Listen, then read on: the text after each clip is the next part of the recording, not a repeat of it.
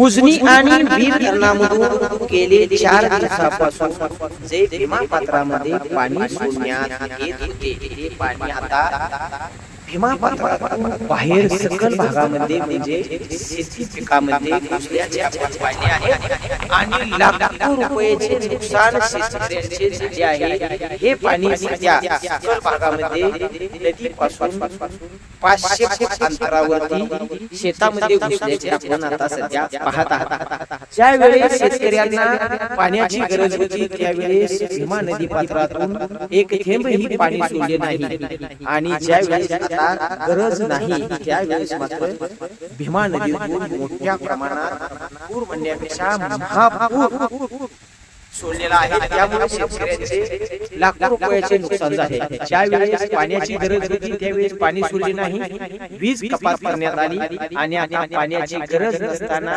हे वारे माप पाणी सोडल्यामुळे लाखो रुपयांचे नुकसान शेतकऱ्याचे झाले आहे। त्यामुळे याला सर्वस्व जबाबदार प्रशासनाला धरून तातडीने शेतकऱ्यांच्या शेती पिकाचे पंचनामे करून त्यांना नुकसान भरपाई द्यावी अशी मागणी आता शेतकऱ्यांमधून होत आहे।